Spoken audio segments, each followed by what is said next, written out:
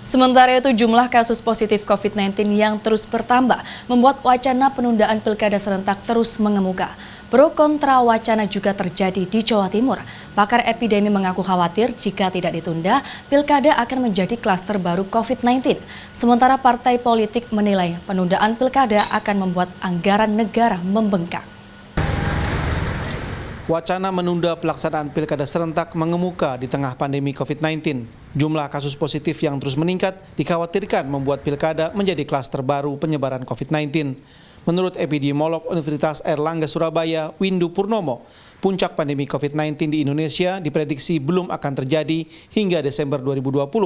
Karena itu, pilkada bisa menjadi klaster baru yang tidak bisa dikendalikan. Nah, kalau tanggal 9 Desember belum terkendali, kan sangat berisiko itu pilkada itu untuk daerah-daerah tertentu yang memang belum terkendali ya. Misalnya katakanlah daerahnya masih merah atau oranye, itu berisiko tinggi.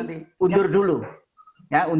Ya memang tentu ada kos sosial maupun kos duit di sini ya, tetapi kita harus berani begitu, ngerem itu. Wacana penundaan pilkada serentak juga diserukan oleh Ormas Keagamaan Muhammadiyah. Dalam rilisnya, Muhammadiyah meminta pilkada serentak 2020 ditunda sampai keadaan memungkinkan. Hal yang sama juga diserukan Nahdlatul Ulama. Tetapi pengurus Nahdlatul Ulama Jawa Timur mengusulkan penundaan hanya dilakukan pada daerah yang penyebaran kasus COVID-19-nya tinggi. Kondisi yang ada di Jakarta dan sekitarnya, sementara kondisi yang lain misalnya di Pacitan, di Ngawi, kemudian di Galek, di Bondowoso, Situbondo, tidak seperti itu. Menurut kami, maklumat itu cukup diberlakukan untuk wilayah-wilayah yang parahnya kayak Jakarta. Bagi partai politik, penundaan pilkada 2020 akan menimbulkan lebih banyak kerugian. Satu di antaranya adalah anggaran penyelenggaraan pilkada yang akan membengkak. Bahwa ini harus kita siasati, kita atur dan kita jaga, saya setuju.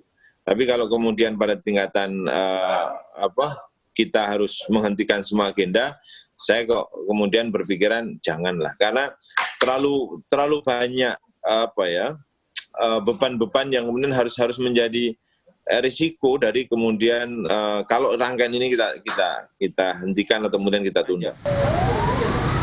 Sementara KPU Surabaya mengaku menunggu instruksi dari KPU Pusat mengenai pelaksanaan pilkada ini.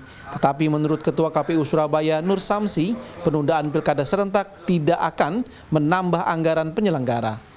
Kita sudah pernah nih dilakukan penundaan, jadi penundaan bulan April, Mei, kemudian dilanjutkan lagi di tanggal 15 Juni 2020.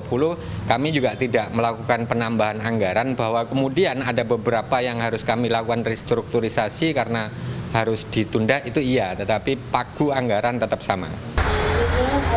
Hingga 20 September, data dari situs kemenaker.id, total jumlah kasus positif COVID-19 di Indonesia mencapai lebih dari 240.000 kasus.